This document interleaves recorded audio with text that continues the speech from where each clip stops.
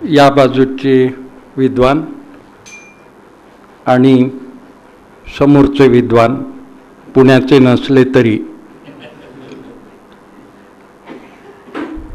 मला आनंद झाला आज या भागात मी आलो.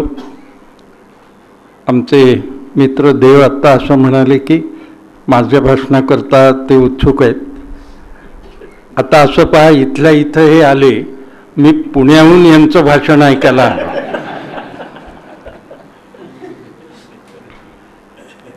पार्श्वभूमी तर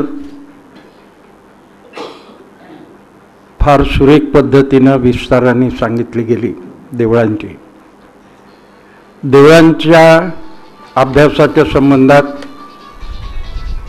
एकूणच आपल्याकडे अनास्था आहे हे वेगळं सांगायची गरज नाही. मग मूर्तींच्या बद्दल तर आणखीनच अपसमज आपल्या मनात आहेत. प्राचीन काळच्या गोष्टींचा आपण विचार करताना आपल्याला हे लक्षात येईल की माणसं प्राचीन काळ म्हटल्याबरोबर थोडंसं तुच्छतेने किंवा तिरस्काराने किंवा हे जुन्या गोष्टी सांगणारे सगळे सनातनी अशा दृष्टीनं पाहतात. हल्लीचा शब्द वापरायचा म्हणजे प्रतिगामी अशा पद्धतीनं हा विचार करतात. पण जेव्हा आपण खोलात जाऊन याचा विस्ताराने अभ्यास करतो किंवा ऐकतो या संबंधात, तेव्हा असं आपल्या लक्षात अरे च्या माझा असा समज होता आणि हे वेगळंच सांगतायत काहीतरी. पुराणांच्या बाबतीत आपल्यामध्ये असं झालं. आपण तर जुनी गोष्ट सांगणाऱ्याला असं म्हणतो की पुराणातली वांगी पुराणात राहू द्या. 18 पुराणं आणि 18 उपपुराणामध्ये कुठेही वांगी हा शब्द नाही. मग हे काय तर वानगी म्हणजे उदाहरणं. असे अर्थविपर्य, शब्दविपर्य, ज्ञानविपर्य, उच्चार विपर्य आपल्याकडे नेहमी उपयोगात आणले जातात आणि आपल्या प्राचीन ठेव्याबद्दल आपल्या मनात गैरसमज निर्माण होतात. 1-2 उदाहरणं आपल्याला दिली तर अस्थानी होणार नाहीत असं मला वाटतंय. कुठे राजा भोज आणि कुठे गंगू तेली अशी एक म्हण आपल्याला माहिती असणार. आता राजा भोज आणि तेल्याची कधी तुलना झालेली आपण ऐकतो का? मग ही म्हण आली कशी? अज्ञानातून. मी जे म्हणतो की उच्चार विपर्यायातनं. गंग नावाचं एक घराणं होतं म्हैसूरकडे. त्या घराण्यामध्ये तैल तृतीय नावाचा राजा होता. तेव्हा राजा भोज आणि गंग तैल असं ते आहे, पण आपण त्याचं गंगून तेली केलं. किती विपर्यास इतिहासामध्ये होतो पहा. अशी अनेक उदाहरणं आपल्याला देता येतील, पण आत्ताचा तो विषय नाही. काव्यामध्ये काही गोष्टी आल्या त्याचा अर्थ आपल्या लक्षात येतो तसा आहे. एकदा मी अशाच स्वातंत्र्यवीर सावरकरांच्या कार्यक्रमाला गेलो होतो. हृदयनाथ मंगेशकर होते. त्यांनी नाही मजसी नाही परत मातृभूमीला हे सुपरिचित असं काव्य गाऊन दाखवलं.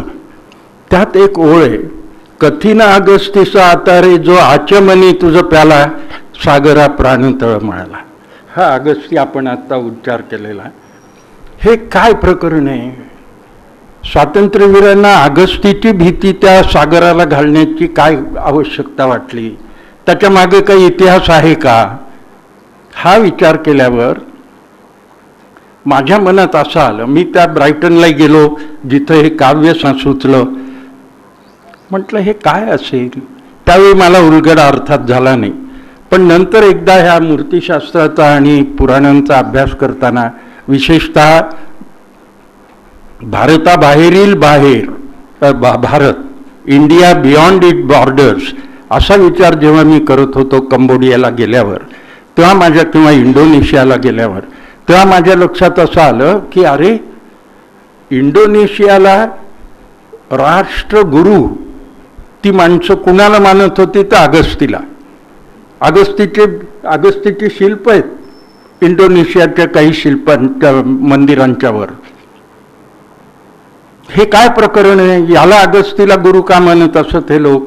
असा विचार केल्यावर लक्षात हे आलं की तमिळनाडूतनं किंवा पूर्व किनाऱ्यावरनं ही चोल राजांच्या काळी आणि त्याच्या आधी जी माणसं भारताच्या बाहेर गेली ती अगस्तींनी नेली अशी कथा आहे. तेव्हा अगस्ती कंट्रोल्ड सागर, सीज, सागरावर प्रभुत्व अगस्तीचं होतं. ही संकल्पना त्याच्या मागे असल्यामुळं तू मला जर भारतात नेणार नसशील तर मी अगस्तीला सांगेन जो तुला कवेत घेणार आहे, असा त्याचा अर्थ असावा. आता हृदयनाथ ते एखाद्या वेळी वेळ ओढली म्हणजे सांगतात ही कथा. तेव्हा किती फरक पडतो पहा, आपण जर जागरूकपणे सतर्कपणे मागच्या गोष्टींचा विचार केला तर. आता होटलचं जे देऊळ आहे त्याच्यावर एक नृत्य गणेशाचं चित्र आहे. आपल्या ह्या पुस्तकात ग्रंथावर आलेलं आहे. नृत्य गणेश आहे. आत्ताचे वास्तुशास्त्रज्ञ असं सांगताना मी ऐकलं की देवळावर, घरावर गणपतीचं चित्र किंवा शिल्प ठेवू नये प्रवेशद्वारात घराच्या. म्हटलं का? तर तो सुख बाहेरच अडवतो. अरे असं नाही हो, तो दुःख बाहेर अडवतो, सुखाला आत येऊ देतो. वास्तुशास्त्रज्ञ झाले म्हणून मंदिराच्या वरच्या किंवा मूर्तींच्या बद्दल असं काही सांगायचं का? एक बाई माझ्याकडे आल्या अभ्यास करणाऱ्या मूर्तिशास्त्राचा. त्यांनी चौकसपणे मला विचारलं. आता बाई आणि चौकसपणा ह्यात काही फरक असायचं काही कारण नाही. त्यांनी विचारलं की नृत्य गणेशाची मूर्ती घरी ठेवू नये म्हणतात. मी म्हटलं का हो? नाही असं सांगतात की तो नाचवतो. मी म्हटलं मग बसलेल्या गणपतीची मूर्ती ठेवली तर असं कसं होईल? देव हा भक्ताचं भलं करण्याकरताच असतो, ही जर प्राथमिक गोष्ट आहे तर त्याच्या मूर्तीवर आधारित अशा वेगवेगळ्या कल्पना आपण का करायच्या? हा विचार मनात यायला हवा. आपण असं सहज म्हणून जातो की 33 कोटी देव आहेत. देव 33 कोटी नाहीत. देव 33 प्रकारचे आहेत. कोटीचा अर्थ प्रकार असाही शब्दकोशात दिलेला तुमच्या लक्षात येईल. तेव्हा 33 प्रकारचे देव आहेत म्हटलं की आपल्या सगळ्याला ते पाठ असू शकतात की नाही? आणि उत्तम उत्तम शिल्प आता देवसरांनी सांगितल्याप्रमाणे या भागातही आपल्याला दिसतील. पण माझं म्हणणं असं की हिमालयाचा मुकुट, रजत मुकुट शिरावर धारण करणाऱ्या आणि नीलसिंधू जलधौत अशा भारत मातेच्या कुशीत अनेक उत्तम उत्कृष्ट ज्ञानवंत विद्वान अशा नरपुंगवांनी जन्म घेतला. आपल्याला माहिती आहे, इतिहासाचा अभ्यास केला तर लक्षात येईल. पण या सगळ्यामध्ये त्या मानाने दुर्लक्षित राहिले तर शिल्पकार आणि स्थपती. त्यांनी एवढं मोठं आश्चर्य वाटावं अशी सृष्टी निर्माण केली. त्यांची दखल आपण फारशी घेत नाहीत किंवा घेत नव्हतो. आता आमच्या देवांसारखी माणसं त्याची दखल घ्यायला लागली. माणसं ठिकठिकाणच्या माणसांमध्ये अवेअरनेस निर्माण करायला लागली. हा फार महत्त्वाचा भाग आहे असं मला वाटतं. देवळात आम्ही जातो, देवदर्शन घेतो, घ्यायला हवं. पण त्या देवळाच्या भोवती बाह्य भिंतीवर, ज्याला आम्ही मंडोवर म्हणतो, त्या मंडोवराच्या जंघा भागावर अनेक शिल्प कोरलेली आपल्याला दिसतात. आणि ती असतात, त्यातल्या बहुसंख्य मूर्ती किंवा शिल्प ह्या असतात स्त्रियांची शिल्प आहेत. त्यांना आम्ही म्हणतो सुरसुंदरी. होटललाही तुम्ही गेलात तर तुम्हाला त्या सुरसुंदरी आढळून येतील. त्याचे अर्थ आम्हाला लावताच आले नव्हते परवापर्यंत. माझे गुरु असं म्हणाले, माझे गुरु डॉक्टर शांताराम भालचंद्र देव. माझं एक देवांशी फार वेगळं नातं आहे पहा. म्हणजे माझे सासरे देवराव, माझ्या विभागाचे प्रमुख नागपूर महाविद्यालयात देवरस, माझे विद्यार्थी देव, आणि मी रमलो देवात. काहीतरी असं सुकृत असेल. तर ह्या ज्या मूर्ती आपण पाहतो, या मूर्ती आम्ही सुरसुंदरीच्या म्हणतो. त्यांचं प्रयोजन काय? देव मला असं म्हणाले की तुम्ही त्याच्यावर एक पुस्तक लिहिलं पाहिजे. लिहिलं मी आणि त्यांचा अर्थ लावला, त्यांची नावं सांगितली, त्यांचं प्रयोजन सांगितलं की ह्या इथे का दाखवल्या जातात. हा महत्त्वाचा विचार आपल्या लक्षात यायला पाहिजे. तर त्या सांगतात, थोडक्यात मी सांगतो, त्या सांगतात की देवळात जाताना कशी वृत्ती तुमची असली पाहिजे, मन कसं तुमचं असलं पाहिजे, तर दर्शनाला जाण्यामध्ये प्राप्तव्य आहे काहीतरी. मला लोक असं म्हणाले, चिकित्सक लोक असतात आणि आमच्याकडे पुण्यात फारच आहेत, ते म्हणाले की आम्ही दर्शन घेतल्यावर मग ह्या मूर्ती पाहून उपयोग काय. आधी आम्ही जेव्हा देवळात जातो तेव्हा दर्शन घ्यायलाच जातो, आम्ही सरळ जाऊन दर्शन घेतो, मग फारचं प्रदक्षिणा घालतो. त्याचा अर्थ कळल्यानंतर तरी उपयोग काय, आमचं दर्शन झालेलं असतं. शास्त्र असं की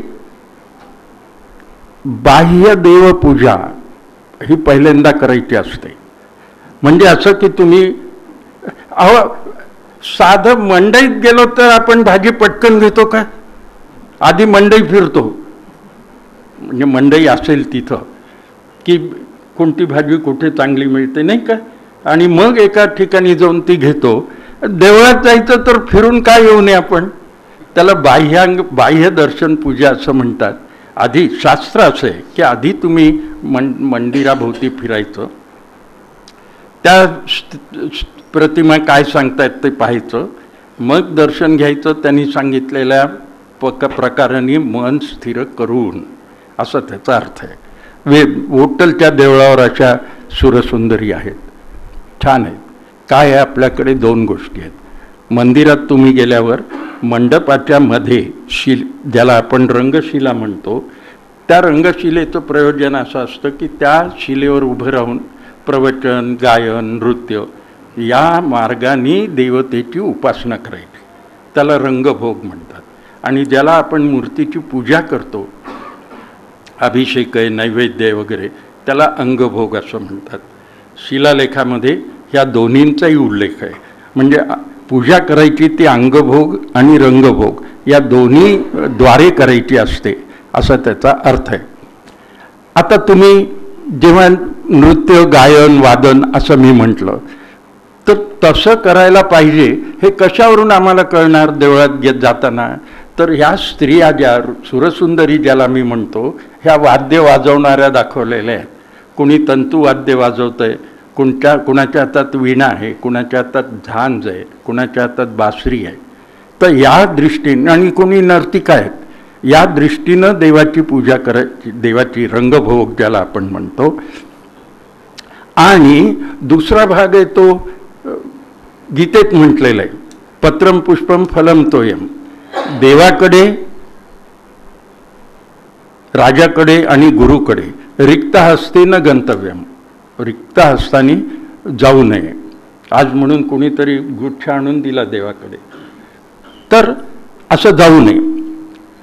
मग काय करायला पाहिजे, तुमची ज्या पद्धतीनं, आता इकडे प्रचलित शब्द आहे म्हणून सांगतो, हैसियत आहे, त्या पद्धतीनं तुम्ही देवाची उपासना करा. तुमच्याकडे जर फळ असेल ठीक आहे, नाही तर फूल, तेही नाही तर पत्र, पान, आणि काहीच नसेल तर पाणी तरी. आता पाण्याचा क्रम पहिला लावला पाहिजे. तर पाणी तरी तुम्ही देवाला अर्पण केलं पाहिजे. पत्रम पुष्पम फलम तोयम असं म्हटलं. तर ह्या ज्या सुरसुंदरी असतात, एकीच्या हातात जलकुंभ आहे, तिचं नाव आहे जया. दुसरी दालमालिका आहे, ती पान तोडते असं दाखवलेलं आहे. एकीच्या हातात फळ आहे. तर ह्या गोष्टी तुम्ही पाहिल्यात ह्या सुरसुंदरीच्या, त्यांची नाव आहे. एक पुत्रवल्लभ आहे, म्हणजे कमरेवर मूल आहे लहानसं, होटलला दिसेल तुम्हाला, आणि तिला आम्ही पुत्रवल्लभा किंवा मातृमूर्ती म्हणतो. काय प्रयोजन आहे हो? तू माझी माऊली मी तुझे लेकरू, नको दुरी धरू विठाबाई. तू माझी हरिणी मी तुझे पाडस, चारा घाली मज विठाबाई. नामदेवांचा जो अभंग आहे तो इथं समूर्त झालेला आहे की देव आणि भक्त यांचं नातं काय आहे, तर मुलगा आणि आई यांचं जे नातं आहे ते देवाचं आणि भक्ताचं नातं आहे असं म्हणतो आपण. काही देवळामध्ये मध्यकाळातल्या म्हणजे 16-17व्या शतकातल्या देवळांच्यामध्ये कासव पाहतो. मंडपात कुठेतरी कासव असतं. काय प्रयोजन आहे ह्या कासवाचं? दोन गोष्टी आहेत. ज्ञानेश्वरांनी असं म्हटलं की कासवी आपल्या मुलांना पिलांना दूध पाजून वाढवत नाही, स्तनपान नाही करत, तर दृष्टीनं ती पिलांना वाढवते. ज्ञानेश्वरी 2दा असे उल्लेख आहेत. आणि मी काही जीवशास्त्रज्ञांना विचारलं, त्यांनी हे कबूल केलं की कासवी असं वाढवते.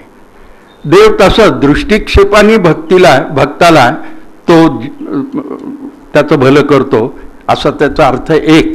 दुसरा अर्थ असा की कासव जसं इंद्रियावर ताबा मिळवलेला त्यांनी असतो, पाहिजे तेव्हा इंद्रिय आत आहेत, देवळात जाताना मन आत गुंतवलं पाहिजे, असं कासवासारखं हे प्रतीक आहे माणसाने कसं जावं त्याच्या संबंधात. या सुरंदरी आम्हाला हे सांगत असतात.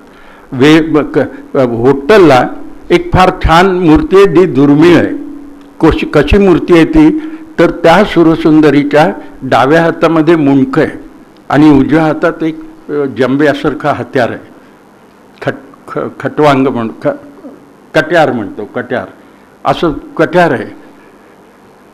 काय असेल हो हे? तर तिचं नाव आहे शत्रुमर्दिनी. ग्रंथात आहे, क्षीरार्णव नावाचा ग्रंथ आहे, त्याच्यात ह्या सुरसुंदरीची नावं आहेत. मी काय केलं, त्या ग्रंथातली नावं घेऊन त्या सुरसुंदरी आयडेंटिफाय केल्या, कोणती सुरसुंदरी अमुक आहे, कोणती तशी आहे. आणि मग त्यांचं प्रयोजन मात्र मी सांगितलं त्या माझ्या पुस्तकात. काय प्रयोजन आहे इथे, तर पायात हे जे आपली षड्रिपू असतात त्या षड्रिपूंचं दमन करायचं, म्हणजे त्यांना ताब्यात ठेवायचं आणि मग देवळात जायचं. ही शत्रू कोण आहेत तुमचे? रिपूच म्हटलंय आपण. सहा माणसाचे माणसाचे 6 शत्रू आहेत. मद, मत्सर, लोभ, अहंकार वगैरे. त्यांचं दमन करून, म्हणजे ते ताब्यात ठेवून मग आपण देवळात जायला पाहिजे, ते दाखवणारी ही शत्रुमर्दिनी असते. आणि दुसरी शुभगमन आहे, पायातनं काटा काढणारी. तिचं प्रयोजन काय? शुभगमना, असा रस्ता तुम्ही निर्माण केला पाहिजे की तुमचा मार्ग शुभ असेल. म्हणजे काय करायला पाहिजे, तर पायातला काटा जसा पायात रुतलेला काटा जसा आपण उपसून काढतो, तसं मनात रुतलेले हे जे विकार आहेत ते काढायचे बाहेर आणि मग देवळात जायचं. त्या 32 आहेत, तेवढं मी सांगणार नाही. तुम्ही एकदम मी 32 म्हणल्यावर तसं नाही आहे. हे 2-3 मी आपल्याला सांगितले. मला कौतुक वाटतं ते ह्या शिल्पींचं, की आमच्या तत्त्वज्ञानामध्ये, आमच्या वागण्यामध्ये, आमच्या संस्कृतीमध्ये ज्या गोष्टी सांगितल्या त्या यथातथ्यपणे शिल्पांच्या द्वारे दृक् प्रत्यय आणून देणाऱ्या कराव्यात, गोचर कराव्यात, हे त्या शिल्पकारांचं सामर्थ्य आहे. म्हणून आपल्याला शिल्पकारांची आठवण ठेवली पाहिजे. म्हणून आपण शिल्पकारांच्या बद्दल अहो त्यांच्या हातात असं सामर्थ्य आहे, कौशल्य आहे की ते मुखम करोति वाचालम शब्दे विण संवादी, जे तुमच्यात आणि त्यांच्यात शब्द असोत नसोत संवाद आपले चाललेले आहेत असं लक्षात येईल आपल्या. अतींद्रिय ते भोगविन इंद्रिया करवी, अरूपाचे रूप दाविनं. जे अरूप आहे असं तुम्हाला वाटतंय, ब्रह्म आहे आपण म्हणतो ते अरूप आहे, त्याचं रूप तुम्हाला मी दाखवतो. ज्ञानेश्वर म्हणतात हे रूप आम्हाला हे शिल्पी दाखवतात, आणि म्हणून ह्या शिल्पींचं कौतुक आपल्याला असायला पाहिजे. 1, 2, 3 किती गोष्टी सांगायच्या ह्या शिल्पकारांच्या बद्दलच्या. विस्मरणात गेलेलं तुम्हाला त्याचं स्मरण करून देतात.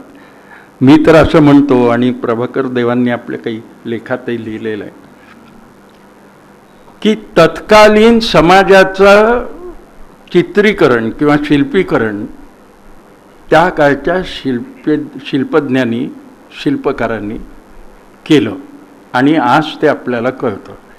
त्यावेळेचा इतिहास काय होता आम्हाला शिल्पातनं कळतो. एक गंमत आहे पहा.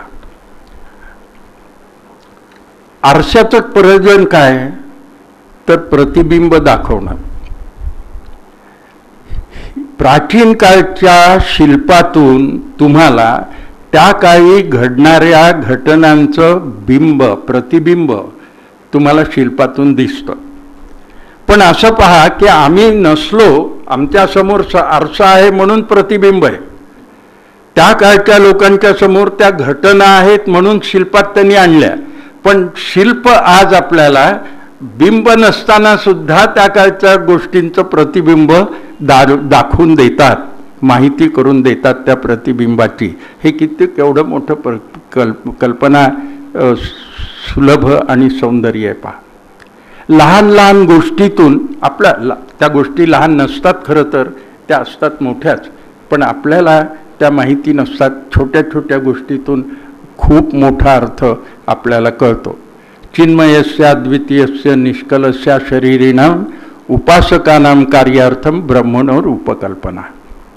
म्हणजे काय तर हे ब्रह्म जे आहे हे चिन्मय आहे, हे दिसत नाही, अद्वितीय आहे, याला कला नाहीत.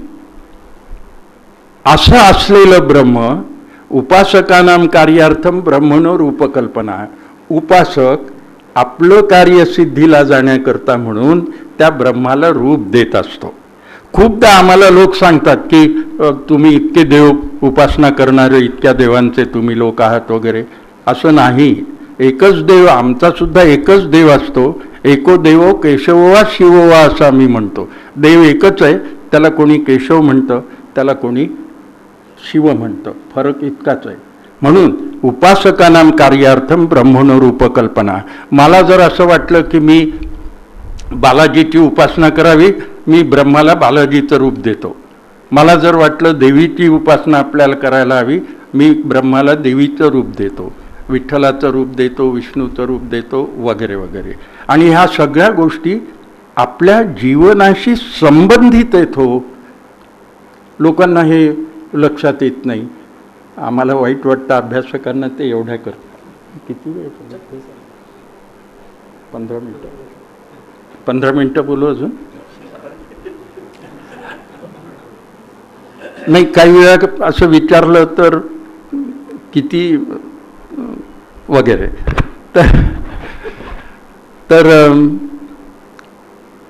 असं रूप आपण देतो. काय झालं, एक गृहस्थ पेण नावाचं गाव आहे जिथं गणपती तयार होतात, तिथं राहणार आहेत. त्यांच्या मित्रही गेले होते त्यांना भेटायला. ते म्हणले मी आत्ता बस तू आत्ता जाऊन येतो. त्या गणपती करणाऱ्याला त्यांनी सांगितलं की मित्रच आहेत त्यांचे गावकरी म्हणून, की मला एक सिद्धिविनायकाची मूर्ती करून दे. मग गप्पा झाल्या वगैरे. घरी आले. मित्र म्हणाला आत्ता येतो म्हणालास आणि इतका वेळ तू थांबलास? नाही म्हणाले, मी सिद्धिविनायकाची मूर्ती करायला सांगून. कशा करता? तर म्हणाला नातवाचं तोंड पाहायला मला घाई झालेली आहे, तेव्हा सिद्धीला नेणारा गणपती असं मला कारण पाहिजे होतं म्हणाला. तो मित्र म्हणाला मग बालगणपती का नाही सांगितला तू, म्हणजे आला असता की गणपतीच्या रूपात बाल तुझ्या घरी. उपासकानाम कार्यार्थम ब्रह्मणो रूपकल्पना. आमच्या शास्त्रामध्ये देवताच्या मूर्ती 4 प्रकारच्या घडवलेल्या असतात: योग, भोग, वीर आणि अभिचारक. भोगमूर्ती म्हणजे कोणती? छान उदाहरण म्हणजे व्यंकटेश बालाजीचे. ऐश्वर्य देणारं असं देवस्थान, तुम्हाला ऐहिक संपत्ती समृद्धी देणारा जो देव तो बालाजी. मग बालाजीला आपण गेल्यावर त्या हुंडीत जे काही आपण हे करतो तिथं काही अनुमान करतो का हो? मला असं दृश्य आहे की तसं माझ्याबरोबर एकदा एक कुटुंब होतं, तर नवरा असा पुढे गेला, बाई मागं थांबल्या होत्या. मी त्या नवऱ्याला नंतर म्हटलं की त्या काही साड्या घ्यायला गेलेल्या नव्हत्या की तू समोर निघाला असून बाई दुकानात बसल्यात बराच वेळ म्हणून, असं नव्हतं. तरी तू पुढे का गेलास? पाकिट त्यांच्याजवळ ना. बाई आता अस्ताव्यस्त झाल्या. मग त्यांनी काय केलं, कुडी काढली मोत्याची चांगली आणि त्या हुंडीत टाकली. मी पाहत होतो. तिथं थोडा वेळ मी थांबलो. आणि पण हेच ग्रस्त पंढरपुरी गेले तर विठ्ठलाला कळलं, तुमच्या लक्षात आलं हे का? कारण विठ्ठल मूर्ती ही योगस्थानक मूर्ती आहे शास्त्राप्रमाणे. त्या विठ्ठल मूर्तीवर खूप चर्चा महाराष्ट्रात झाली, त्यातले ते पुण्यात. कारण चर्चेशिवाय पुण्यामध्ये दुसरं काही असतच नाही कोणत्याही गोष्टीवर. तेव्हा चर्चा झाली. मी माझ्या त्या चर्चा करणाऱ्या ग्रस्तांना म्हटलं की अहो, आता सगळे आपण इतकं लोक बोललात विठ्ठलावर, कुणाला विठ्ठलाची मूर्ती खरं कळली का हो? कुणालाही कळलेली नव्हती. पण न कळलेल्या गोष्टी ठामपणे सांगणं हे प्राध्यापकांचं कामच आहे. तिथं तेच योगस्थानक मूर्ती आहे.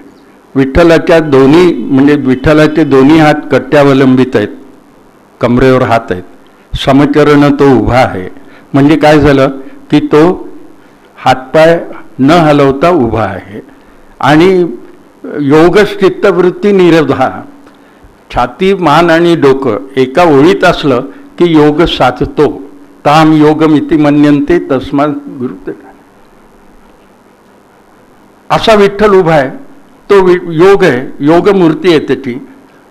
मला एकाने विचारलं की पण संतांच्या अभंगात असं कुठं आम्हाला आढळलं नाही. मी म्हटलं संतांना आढळलं ते सगळं तुम्हाला आढळत असतं का? असं होत नाही. संतांना हे माहिती होतं. ज्ञानेश्वरांचा अभंगच आहे, ऐसा हा योगीराजू तो विठ्ठल मज उजू. उजू म्हणजे आवडणं.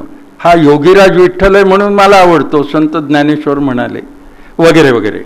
तर आपण हॉटेलवर बोलतोय त्याची मला जाणीव आहे.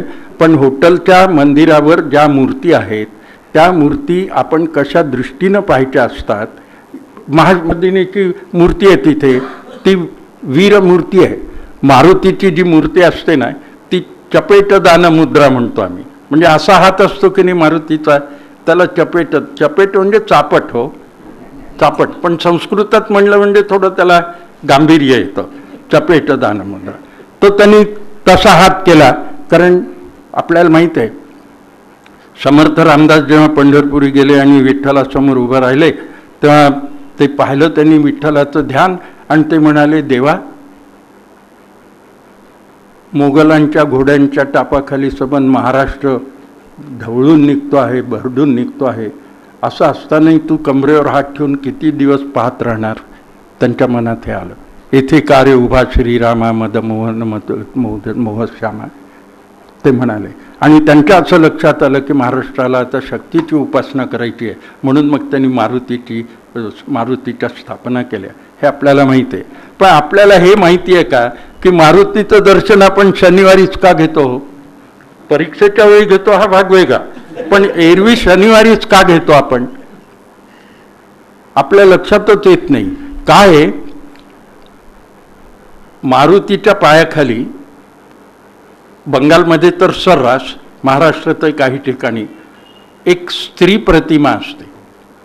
राक्षस असतोच, पण काही वेळात स्त्री प्रतिमा असते. त्या स्त्रीचं नाव आहे पनोती. पनोती किंवा पनोती. पनोती म्हणजे साडेसाती. पनोतीचा अर्थ साडेसाती. तर मारुती साडेसातीवर उभं राहतो, म्हणजे ही कंट्रोल साडेसाती, म्हणून शनिवारी आपण दर्शनाला जातो मारुतीच्या. असं खरं त्याचा अर्थ आहे. पण असा सगळ्या देवतांच्या संबंधात आपल्याला अर्थ लावता येतो, कारण तो मुळात तसाच आहे. पण आपल्या लक्षात ह्या गोष्टी येत नाहीत. हॉटेलला जरी आपण जवळपासच्या ठिकाण म्हणून जर गेलो आपण, तर तिथं शिल्पसौंदर्य आहे. देवांनी अनेक लेखामध्ये त्या सौंदर्याचं वर्णन केलेलं आहे. देवांच्या मराठी भाषेवरच्या सामर्थ्याबद्दल मी बोलायचं काही कारण नाही आहे, कारण त्यांनी अनेक लेखातनं ते स्पष्ट केलेलं आहे. लेख म्हणजे ज्ञानेश्वर म्हणाले, कवन कवना अलंकारिले. म्हणजे स्त्री तो देह चांगला म्हणून अलंकार चांगले वाटतात का अलंकार चांगले म्हणून देह चांगला वाटतो? कवण कवना अलंकारिले असं. तसं आमच्या देवांचं बोलणं लिहिणं चांगलं म्हणून ती शिल्पकृती चांगली वाटते का ती शिल्पकृती चांगली म्हणून देव चांगलं लिहितात? असे प्रश्न आपल्या समोर पडावेत. असं ते एकूण प्रकरण आहे. पण एकूण मला त्यांनी जे सांगितलं त्याचीच उजळणी करायची झाली तर मी असं सांगेन की आपण ही शिल्पकला, हॉटेललाच ती 3 देवळं आहेत असं म्हणून नव्हे, मुखेडला आहेत, खानापूरला आहेत, देवळं छान आहेत, मूर्ती छान आहेत. त्या मूर्तींचा आपण अभ्यास जर केला, अभ्यास म्हणजे फार खोलवर जाऊन करू नका तो, कारण ते काही झेपेल असं नाही. झेपेल म्हणजे वेळ नसतो आपल्याला, नाही का? तर ते सगळं मुळातनं वाचणं सोय करणं तसं काही करू नका. पण डोळसपणे, सतर्कपणे, सजगपणे त्या मूर्ती पहा, ती शिल्प पहा, त्यांचं सौंदर्य लक्षात घ्या. आणि एक सांगतो थांबतो मी. घारापुरीला एक शिल्प आहे, हो, मला माझ्या मनात फार येते, वेळ लागण्यासारखं आहे. शिवपार्वतीच्या विवाहाचं शिल्प आहे. तुम्ही अनेक लोकांनी, वेरूळही आहे, 16 आहे, 21 आहे. तर ते शिल्प, ती लग्न होतं शिवपार्वतीचं. लग्नाच्या आधी वधू उजवीकडे उभी राहावी असं शास्त्र आहे. तिथं उजवीकडेच ती आहे. तिच्या मागं तिचे वडील आहेत हिमवान नावाचे. आणि लग्न लागलं तर ती पार्वती शिवाकडे थोडं असं वळून उभी आहे असं दिसतं. असे सरळ नाही आहेत, लग्न झाल्यावर फोटो काढून घेतात तसे नाही आहेत. ती थोडी अशी वळलेली आहे. आणि त्या हिमवानाचा हात तिच्या दंडावर आहे. इतका अप्रतिम बोलकं शिल्प आहे. काय अर्थ आहे त्याचा? तर पार्वतीचं कन्यकेतून प्रमद्वारामध्ये याचं रूपांतर होतं आहे. तिच्या जीवनाला एक वेगळं वळण लागतं आहे. माहेर सोडून ती सासरी चालली आहे, इतके भाव त्याच्यात येतात. आणि मुलगी सासरी जाताना वडिलांच्या मनामध्ये जे कोलाहल निर्माण होतं ते त्या हिमवानाच्या तिच्या दंडावर किंवा पाठीवर ठेवलेल्या हातावरनं आपल्या लक्षात येतं. किती हात बोलके, किती तिचं वळण बोलकं, उभं राहणं बोलकं, हे सगळं शिल्पींनी हे तर केलंच केलं. पण तत्त्वज्ञान त्यांनी शिल्पातनं आपल्या आणलं, मूर्तीतनं आणलं. हे तर जगाला थक्क करणारं हे प्रकरण आहे सगळं. मला आज इतक्या गोष्टी आपल्याला सांगता येतील असं नाही, पण जगाला थक्क करणारं तत्त्वज्ञान हे आहे. आणि आता जगाचं लक्ष ह्या मूर्तींच्याकडे अभ्यासाच्या दृष्टीनं वळलेलं आहे, हे महत्त्वाचं त्यातलं. आधी सुरुवातीला ब्रिटिश लोक इथं आले, मूर्ती पाहिल्या त्यांनी आपल्या अनेक हाताच्या अनेक तोंडाच्या, आणि त्या म्हणाल्या दीज आर मॉन्स्टर्स गॉड्स, हे राक्षसी देव आहेत आणि ही माणसं काय भली भली ही पूजा करतात म्हणाले त्याची.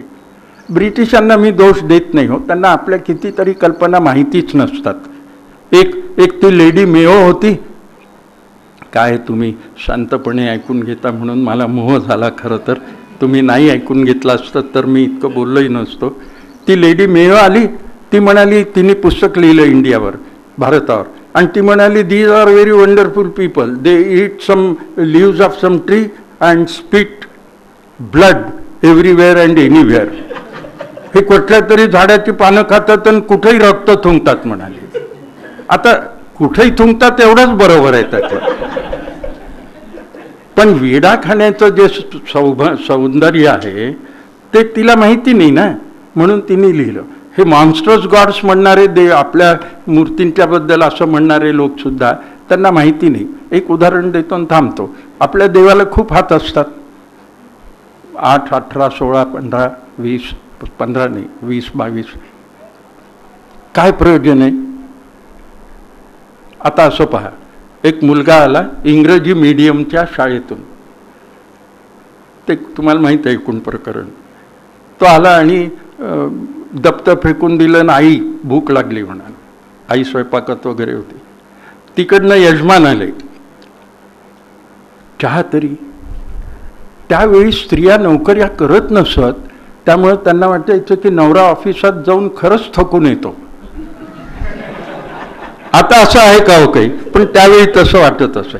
तो हा चहा मागितल्याबरोबर ती म्हणाली, अहो मला 2च हात आहेत, how can I cater everybody's every wish. मी सगळ्यांचं सगळं एकदम कसं करीन, 2च हात आहेत. आमच्या देवाचे भक्त वाढल्यावर आम्हालाच वाटायला लागलं, देह दे दे दे काय नरे निर्मिले हे मत लोका कळू द्या, मी असा अर्थ लावतो त्याचा. आम्हाला ज्या गोष्टीची गरज आहे वाटलं त्या आम्ही देवापर्यंत नेतो. यथा देहे तथा देवे, तर ते आम्ही नेतो. आम्हाला असं वाटलं की देवाला 2 हात देऊन चालणार नाही, सगळ्यांना सगळं देणार देव, तर त्याला जास्त हात नकोत का? मग आम्ही त्याला जास्त हात दिले, जास्त तोंड दिली. असं ते प्रकरण आहे. मूर्तिशास्त्र अशा पद्धतीनं वाढत गेलं. त्याचा जर खोलवर विचार तुम्ही केलात तर समाज प्रबोधन, समाज परिवर्तन आणि सामाजिक अभिसरण या गोष्टी तुम्हाला मूर्तींच्याद्वारे सिद्ध करून देता येतात. तेव्हा या दृष्टीनं जरी मूर्तिशास्त्राचा अभ्यास आपण केला तरी मला असं वाटतं की मूर्ती सुरक्षित ठेवाव्यात कशा याची आपल्याला भावना निर्माण होईल आणि आपण ती कुठेतरी पडलेली भग्न मूर्ती आणून निदान जिल्हा परिषदेच्या कार्यालयात किंवा अशा कुरुंदकरांच्याकडे चालतील ना ते संशोधनाच्या, तर तिथे अशा मूर्ती ठेवाव्यात असं वाटावं लोकांना. आणि हे झालं तर मला त्याचा आनंद आहे. आणि प्रभाकर देव इथे 35 वर्षाच्या पासून या कार्यात मग्न आहेत. त्यांच्या कार्याला यश येतं हे मी आजही पाहतोय, संध्याकाळी पाहणार आहे. तेव्हा आपल्या मनामध्ये अवेअरनेस निर्माण झाला, जाणीव निर्माण झाली तर देवांचं कार्य सार्थकी लागेल असं मला वाटतंय. मला बोलावलं, आपण ऐकलं.